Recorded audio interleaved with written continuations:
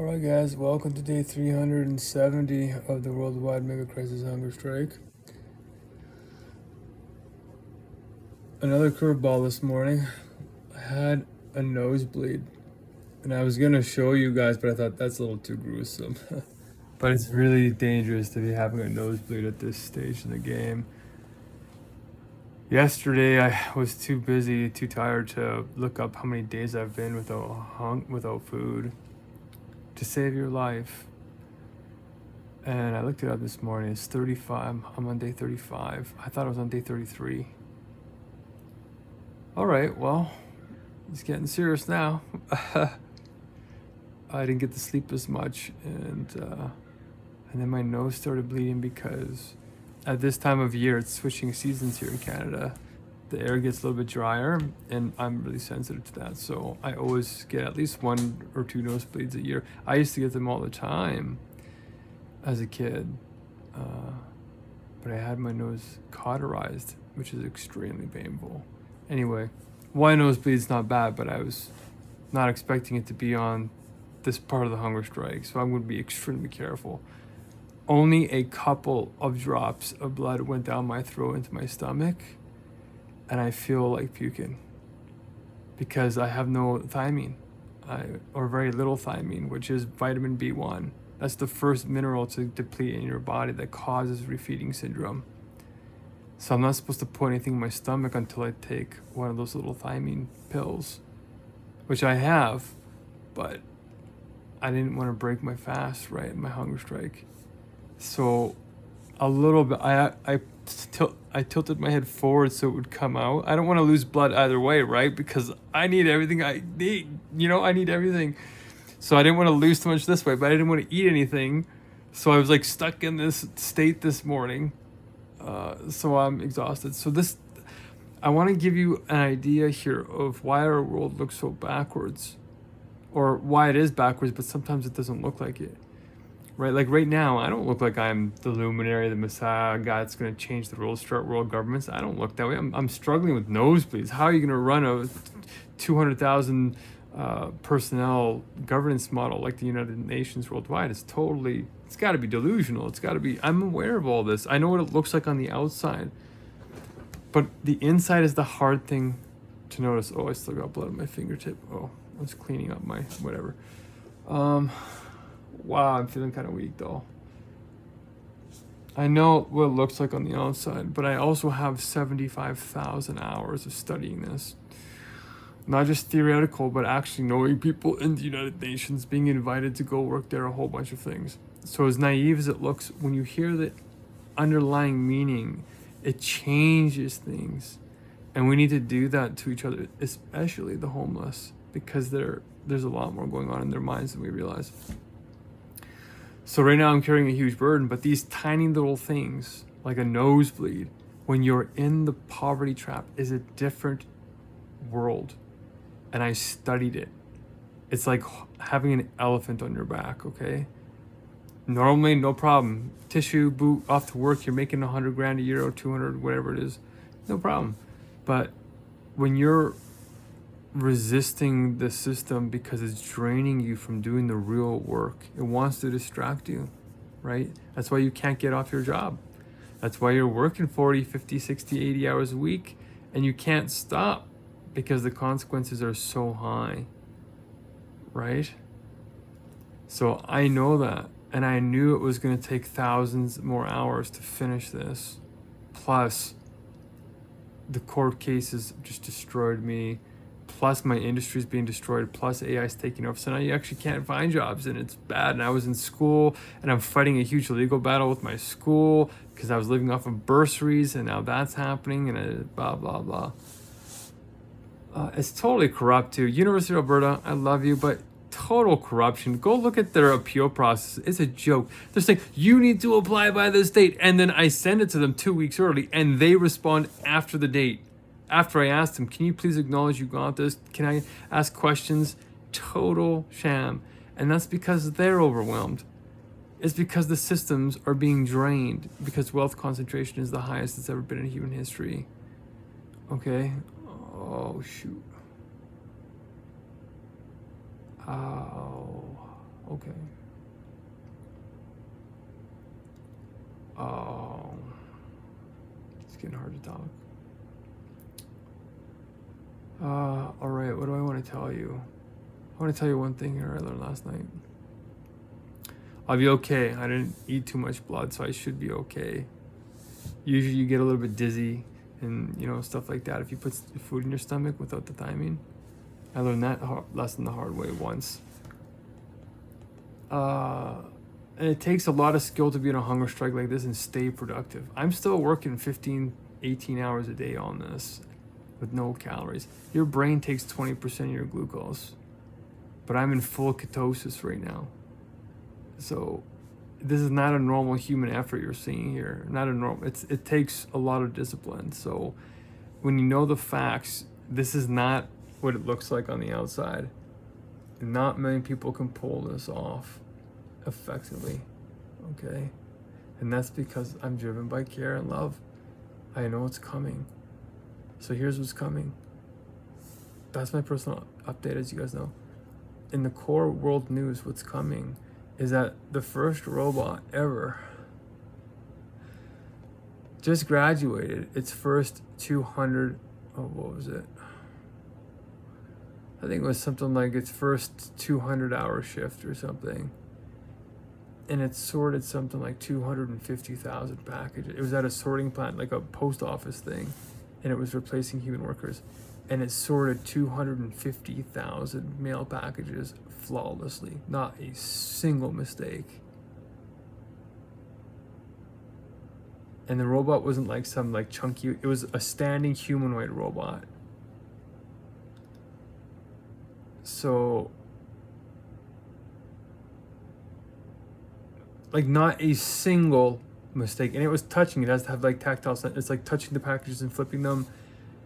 It's a thing. So with the 10,000 vulnerabilities in your software, plus the AI is literally doing perfect jobs, taking over. It's happening fast, not just in the software side with the AIs, but also the robotic side, the physical. And war is coming, like war is here. I don't want to insult the Russians, Ukrainians, because they're already fighting to the death, and Palestine and Israel are in a tentative ceasefire, and Iran and the United States are attacking each other. Oh man, my stomach is a little upset. Okay, I think that's good enough for today. Oh, I want you to know the core every single time, because part of the anti-cult training is for you to know the purpose of what you're being invited to. Okay. So the core, can you say it with me? The core of Fair World Spirit, which is the international body, is time compression through clarity on ego wisdom. We call the problem we're facing the Megacrisis, and the solution is the 2 sacred sentences, and the implementation of it is the flow, rules, and flocks. We unpacked the second chunk yesterday, empowerment sentence. We unpacked sacred time and right to flow. Now we're unpacking the third part, the universal tools, because the empowerment sentence is Fair World Spirit meetings follow sacred time, empowering people with the rights to flow using universal tools. So the tools, there's 3 of them, keeping it simple. You get these timers that make sure your voice is heard, like the sacred time, but they're actually we're not just saying you get sacred time, blah, blah, on paper. We actually have meetings designed so you get a timer, and it actually makes sure you have the exact same time as other people. So there's no favoritism or nepotism. Number 2, you get something called the universal ticket system. Not like a parking ticket. It's like when you ask a question, knowledge is power, right? If you ask a question, you get a superficial answer, you're not being empowered. But if you get a deep answer, because you get to question over and over if somebody's placating you and saying, hey, you didn't answer my question, and you get a chance again, hey, you didn't, and you can tell they're evading your question. It eventually goes to a committee, and they either investigate the person that can't answer your question properly, because you get to rate the question. It goes to a government agency, God's government basically, and gets you the answer. Because if 5 rows of agents can't answer your question, that means you're onto something novel, and it could probably birth an idea that'll give a good in service to humanity. And then you're tied to that. You get credit. It's like an intellectual property system where you're not just being raped and exploited as a worker. You actually get to contribute creatively to the society you're in and the rules you're under. And if the idea can't be implemented, you actually get treated like a human and explain it to you in full detail, so you can have a conversation. And you might find a loophole in their thought, so you can point out a flaw and improve it. Okay? And that's powerful. Every question gets a ticket number, so it's accountable. Because in my experience with my governance model, and the courts is even worse than the actual executive branch of the government. They're so unaccountable. It's shocking. The most judges are supposed to be accountable. They're the least accountable. There's like no accountability. You can't ask questions. There's no courthouse, real help. There's nothing. So our governments are not designed for public empowerment. Not in my area. And I'm in one of the best areas in the world in Canada. So we're going to blow it out of the water. We're going to have the best governance model in the world. Okay. And the last tool that you get is, you get to rate it from 0 to 10. So if it's not an 8 or 10, 8 or higher answer out of 10, you get to re-ask your question. Very simple, right? Now, the last thing is you get a third tool, a spirit guide, which is an agent of the government. We call them spirit guides. If you're not religious, you can just call it something else. But they stick with you. What the governments do now is they're so fragmented, they pass you around between 20 departments, and by the time you get to where you're going, you're so tired and exhausted, you just want to give up. And they want that because they're trying to save money. All right?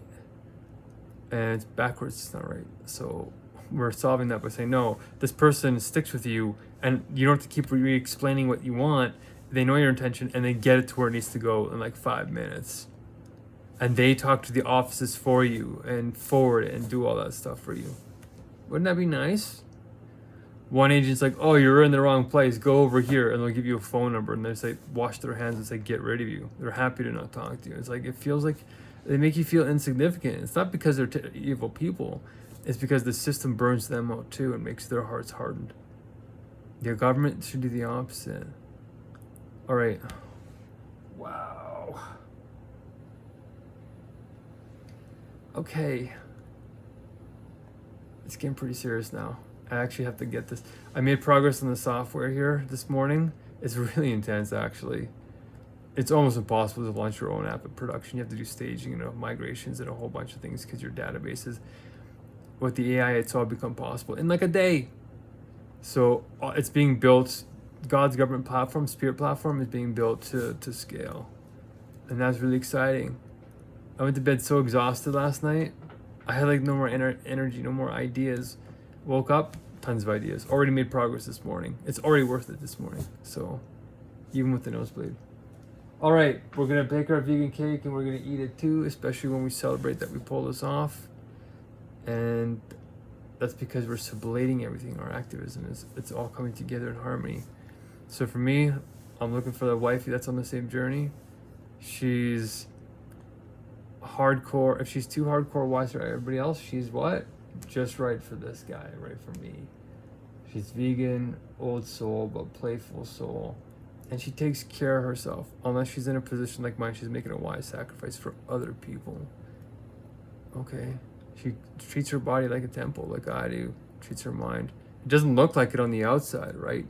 But the only reason why I'm lasting this long is because I did treat my body like a temple. A lot of people wouldn't make it this far. I had a woman try and copy my Hungerstrike for 3 days. She had a headache so bad, she couldn't even function because she had terrible eating habits. She ate carrots and coffee and was trying to look young by looking thin.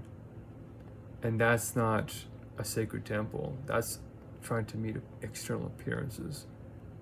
And just because you're vegan doesn't mean you're a good vegan. There's junk food vegans too. She's a good vegan, eats right. All right.